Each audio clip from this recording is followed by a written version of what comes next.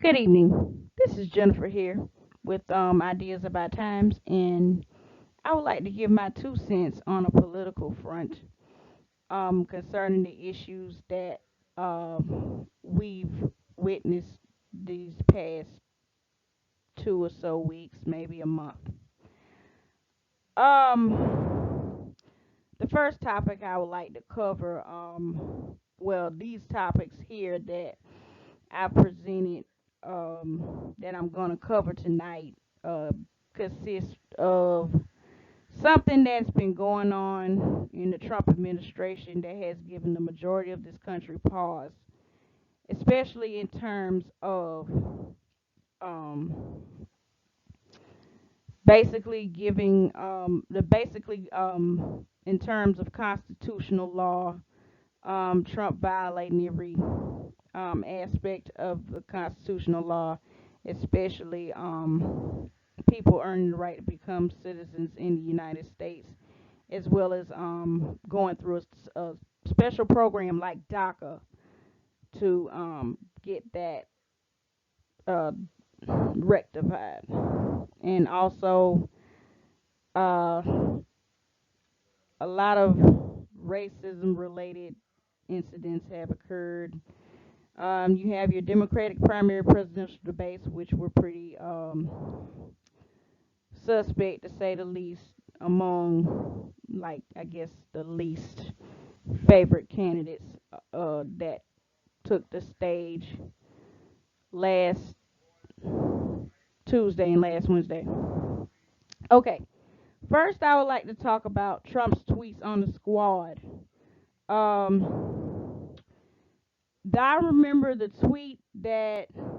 Do y'all remember the tweet that he put out?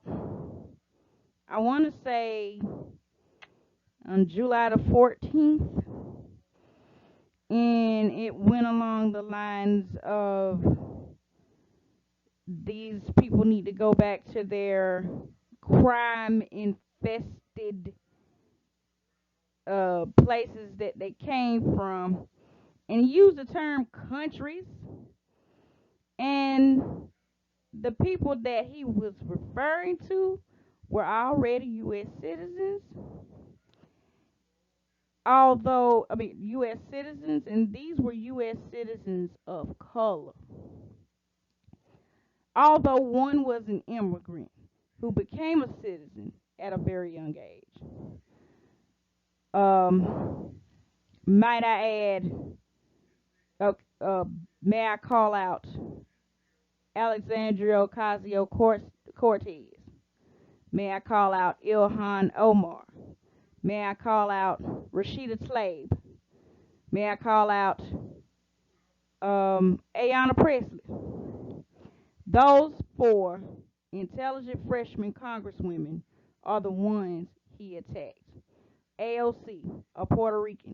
And I don't know if it's unbeknownst to Trump or what, but does he not know that Puerto Rico is somehow, no matter how you look at it, is part of the United States as a possession? It has been that way since, I think, 1898, if I'm not mistaken, that the U.S. gained possession of Puerto Rico.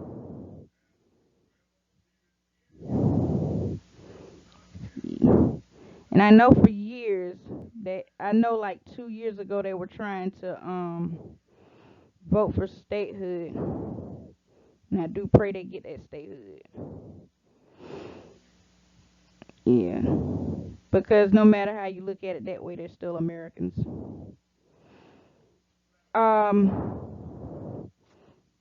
Anyway,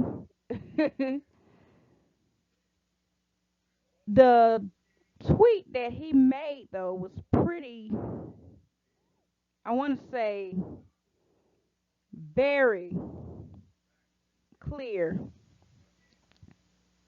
a very clear representation of his nationalist effort, his efforts for for the United States to become some kind of nationalist, surrounded by nationalist ideology, let alone a white supremacy. And that to me is very disturbing. And I'm thinking, why would you tell somebody to go back to where they came from if they were already there? They didn't come from those countries. Now, yes, AOC is Puerto Rican. Yes, Ilhan is Somali American, although she was an immigrant from Somali. She was a Somali refugee who became an immigrant, who became a U.S. citizen later. I mean, at a young age still. And you have Rashida Tlaib, who was Palestinian American, and she's basically was born in Michigan. And Ayanna Presley, African American, born in Illinois. That lets you know Trump has no knowledge of social studies, let alone or it could be a minimum memory of social studies. I am not sure, but that's one clear indicator of his racist rants within this past month. And I like how the squad, as they have been known to be called, the squad came forth and defended themselves despite his racist rhetoric, and let them know that they're here to stay and they are still going to fight for the citizens' rights, and that's what they're there in Congress on Capitol Hill for. And I admire that about them. I really do. All right, and I'm going to move on with Elijah Cummings in the Baltimore situation. Now, this actually was on top of, this actually was a racist incident on top of a racist incident, if you think about it. Elijah Cummings was the subject of another tweet, another Twitter attack Trump orchestrated, I want to say about 2 weeks ago. And whereas he called his district of Baltimore a rat infested, one of those rat infested neighborhoods. And I don't believe there was a connection between rat infested and what Cummings said in 1999 is drug infested. He said he left the neighborhood of Baltimore drunk, as a drug infested neighborhood. But see, this was in a different situation. But I'm pretty sure he might have, used that illustration to kind of, basically help, or to basically uh try to from that effectuate a change for Baltimore to be to have better neighborhoods, especially for people of color. But anyway, he had the nerve to tweet this, and I thought that was very disrespectful. As proven last week during the congressional tour, the border is clean, efficient, and well run. Where? And I might be jumping the gun a little bit, but I think but from that's his response to Elijah Cummings' confrontation with one of the border patrol officials, somewhat about how how the conditions were down at the border. And he had some righteous Cummings had some righteous indignation about it. And I want to say when Trump found this out, I want to say that's when he tweeted this with very seething, I want to say seething, very seething, stereotypical hatred. Cummings District, and he said Cummings District. He never stops to proofread. Cumming District is disgusting, rat and rodent infested mess. Now, what's that even called for? If he spent more time in Baltimore, maybe he could help clean up this very dangerous and filthy place. As if he never goes back to Baltimore when it was time to. I mean, you can't. You just you just can't judge everything by what you basically want things to go. But anyway, I know a couple of days ago there was an article where Elijah Cummings had called on him to visit Baltimore, to kind of see what can he do to help. But I kind of doubt the man type of man Tramp is, and I said Tramp, because to me he acts like he acts foolish. He acts very buffoonish. Um, I really wouldn't put that responsibility on him to say the least. And what I found out also, the housing in that district is owned by Jared Kushner. It's managed by Kushner's um companies, and there were very much complaints about what about the maintenance of those neighborhoods of the housing in those neighborhoods where the residents would report certain issues with their house, like rat infestation, the rodent infestation, and little other mishaps here or there, and they never hear from them. Total mess. Um. All right. Now that I've covered more about Baltimore, and hopefully Baltimore gets the justice they need, but I wouldn't really put that responsibility on Trump. I don't care if he's supposed to be the quote unquote president, but he's not acting very presidential. So I just honestly would, find another way. Or basically kind of address it to one of the 2020 Democratic presidential candidates, whether it be Sanders, whether it be Warren, whether it be Harris, or whether it be Biden. And those are the four I really pretty much count on, and I'll talk more about this as I get to that topic. Okay.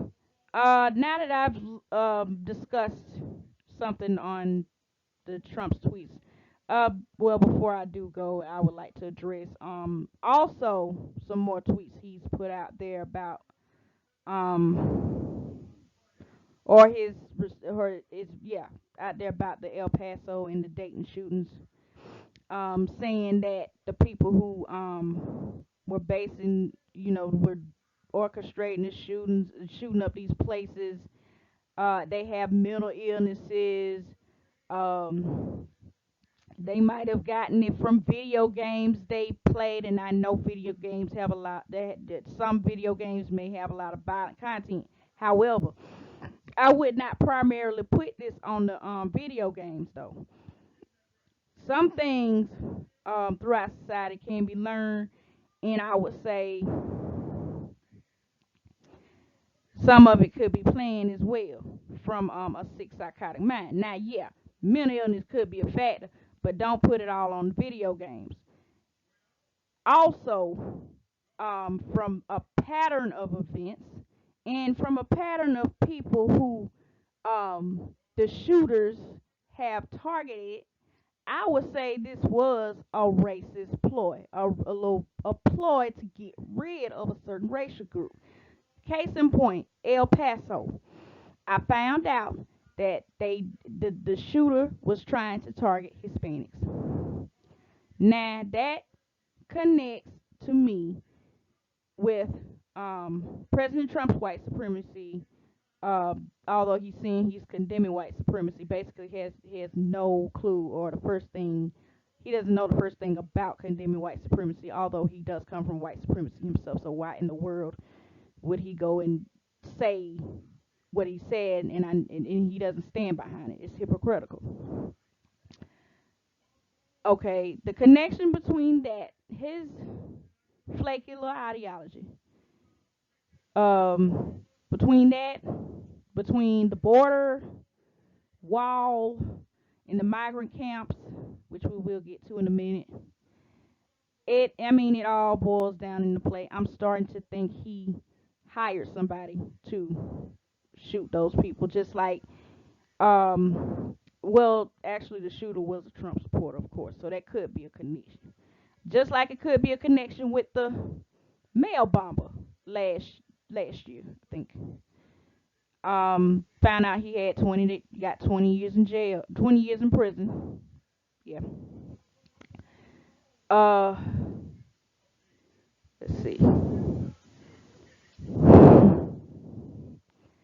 I also, yeah, and also he got Dayton mixed up with Toledo. I will not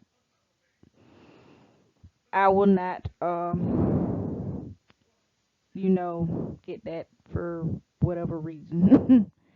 Okay, now onto the migrant undocumented citizen, and yes, there were some U.S. citizens also being deported by ICE.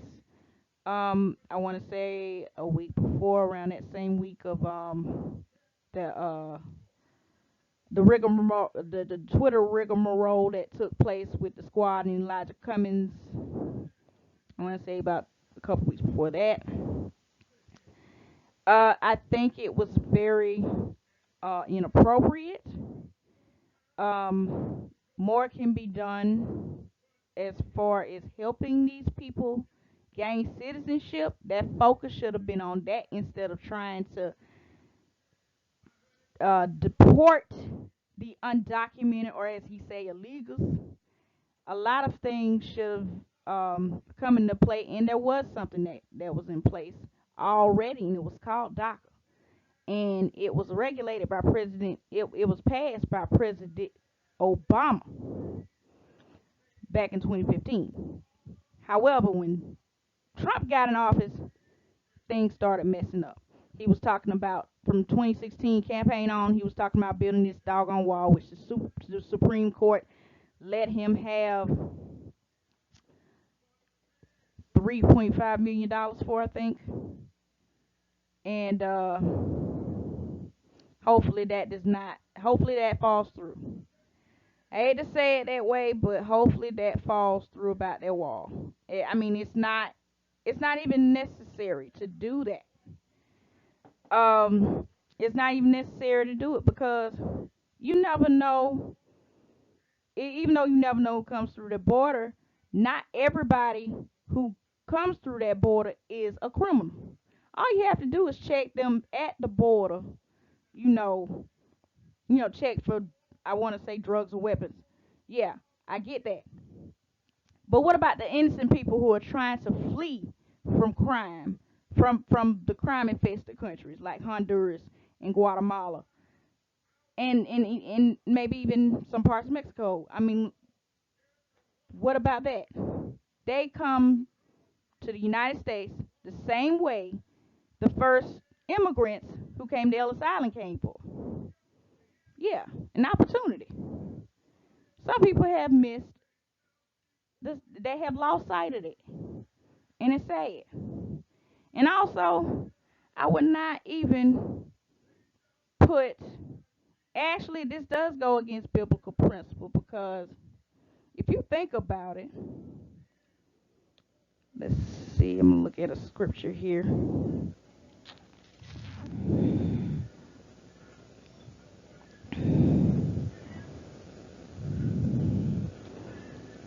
All right. Yeah, it basically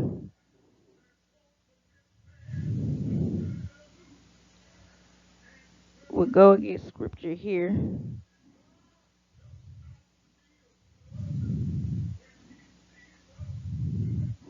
And while I'm looking at it, while I'm looking for it, I would like to also say that I'm very shocked that they would deport, like, one, I think there was a man in Texas. I think they deported some time ago. That pretty much didn't sit right with me either.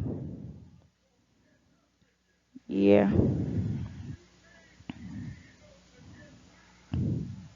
Yeah, there are a lot of references.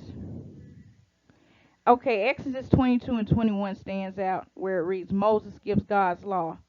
You shall not wrong or oppress a resident alien, for you were aliens in the land of Egypt. Okay, they must didn't realize, Trump and his cronies didn't realize that their ancestors once too were in that situation. They were immigrants once. And that's another thing they've lost sight of. I mean, it just, I mean, it's really self-explanatory if you think about it. But that's that's something. Yeah, I think if, in my opinion, if I had a say in immigration policy, I would have it where DACA could be brought back and somewhat improved, so that the migrants, documented and undocumented, you know, well, or some may come in documented, still can go through that program, and then make sure they go through the, the proper parameters, protocols, and in order to become citizens, as before, but just kind of like kind of improve on it as far as maybe I would say the length of time it would take for them to become citizens. All right, let me go on to this next topic because this part may, well, this one candidate kind of has something to do with um what his immigration policy is, and which is quite disturbing. Which is what I think some most of the candidates to me who are running at this time, who were on the debates last week. Uh, I would say some may have had uh, their reasonings of certain policies, but when it came to immigration, uh, I would say some immigration, some foreign policy, it just didn't it just didn't stick well with me. For instance, let's take Julian Castro. Now, Julian Castro may have had some good points about certain issues. However, there was something about the immigration policy, about his immigration policy proposal, that just I don't believe would work for him in the long run. It wouldn't even work for him to win, to beat Trump in 2020. And I think some of these Democrats are posing, the ones that are running for president are posing as Republicans. Also, there's this one man, I think he was governor of not Minnesota, Montana, and this man was sounded Republican. I was like, Montana is a red state, isn't it? If it became blue, I must have missed something, but I'll look that up later. Um, yeah, he sounded pretty Republican. This was on the first night when Bernie Sanders and Elizabeth Warren were on, and I think Elizabeth Warren was debating this man, and she mentioned something about uh some of them need, they need to stop presenting issues with Republican talking points. And that's a hint that some of them were undercover Republicans and they were trying to, they were just in there to lose. Uh huh. That's why I said in the second night, you had two that I know of. I didn't get to watch the whole debate, then, but I watched the after, the after the debate coverage, and they were interviewing I know they interviewed Julian Castro, and that's when he brought up his immigration policy. And he was talking about the open borders, where just no border, everybody just, come in and I guess they can get their citizenship then. However, I was thinking with Trump trying to build this wall, if you mention open borders to him, if you were to have gotten into the part where it just got down to one presidential candidate per party, and he's, in that same strain, and you mentioned open borders, it's going to really mess you up. He already was talking about building a wall at the Mexican border. It could be a point where he could build a wall in the Canadian around the Canadian border. That's how messy it is, and I think that would really would mess his campaign up totally. Another candidate that gave me concern was Tulsi Gabbard, Representative Tulsi Gabbard of Hawaii. She did something I think some folks might have commended her for it. Some people might have been like, you should have kept that to yourself. I think I was one of those folks who said you should have kept that to yourself, cause you know full well when she and Kamala Harris went head to head, Kamala was like, I ain't got time for that. I'm not gonna explain to you all these little prosecutions and stuff when you know that happened when I was attorney general in California. Let's talk about the positive stuff. Uh, when she asked her questions and whatnot about um, I think sending a lot of people to jail because of marijuana convictions, and then when she was talking about her out of, it was some crazy stuff going on. But Kamala, despite her Tulsi asking those questions, she ignored her. She was like, I'm very proud of my record, and that was it. That was that. Because there was a lot more to that made Kamala. There was a lot more to that. Kamala wasn't even focusing on that. She was focusing on what really, you know, what really made her AG career. She wasn't studying that. She really wasn't.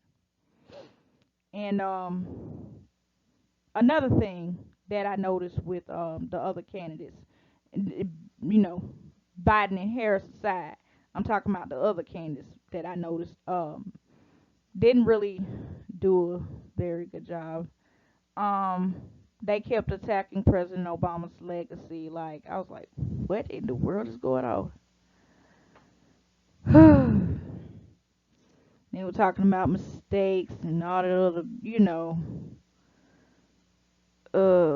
and one of them worked for him. I'm like, well, anyway,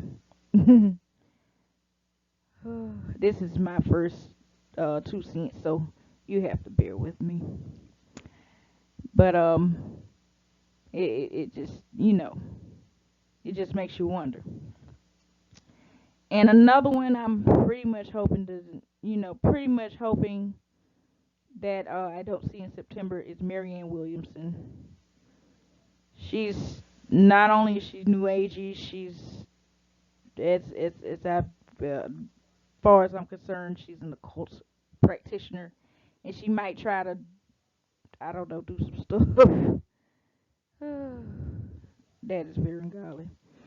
Plus, um,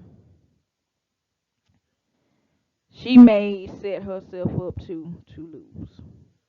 And back to Tulsi, the foreign policy part. Before I forget, the policy part. She was talking about about Assad, and I was thinking about back to I think it was 2012. When about President Obama's second term, when ISIS came out and the Assad regime was in effect in Syria, and they would, had a lot of people killed, a lot of people, starving.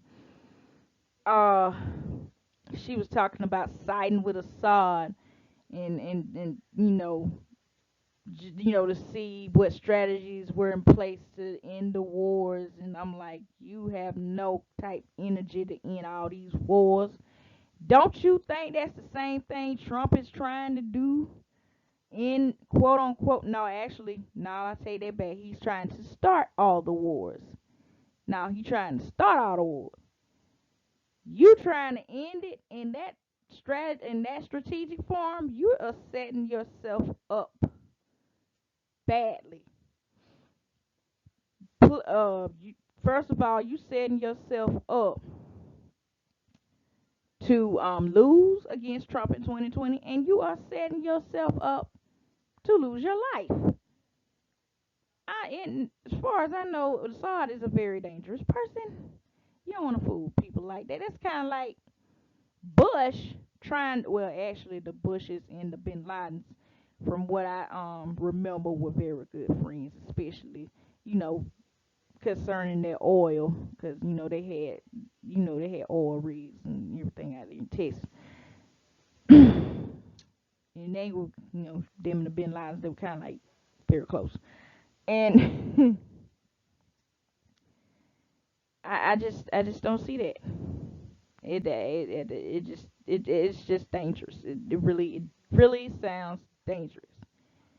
So the candidates who I see making it in the September debates would be Elizabeth Warren, Bernie Sanders, Joe Biden, and Kamala Harris. I believe they should have one, like two presidential. This should boil down where they can choose their running mates. Two presidential, thus two presidential candidates and two vice presidential candidates. Whatever combination, whatever combination it came out to be, whatever combination comes out to be, does not matter to me. It really does not. But preferably, I would like a woman president. In my lifetime, I would like to see a woman run the White House. I did it. I ran all the way with Hillary until that fate, that unexpected mishap in 2016. She did actually win. It was just taken from her by Trump in that stinking electoral college, which I believe, which I agree, according to Warren, it needs to be eliminated. Hopefully there'll be some standards in place, and hopefully they'll be voting for that uh pretty soon. So yeah, I tracked it with Hillary. I tracked it with Stacey Abrams in the Georgia gubernatorial election, and hopefully she wins. Runs again in 2022, and hopefully she wins it. Well, let's say there was a little mishap there. She practically did win the gubernatorial election last year. It was stolen by Kemp. Kemp, as a matter of fact, was stubborn, disobedient, and just did not want to give up his Secretary of State position when asked to do so. He was called to do so. There were calls for him to do so, but he just refused. And look what happened. Hopefully, along the way, he kind of faces his punishment there. Well, he's governor now, but it, like I said, it just wasn't earned. Hopefully, one day, you know, everything comes to light for those who basically were blind to it. Okay. Uh, with that being said, don't hesitate to like, comment, subscribe, and click on that notification bell. All right, that was just my 2 cents.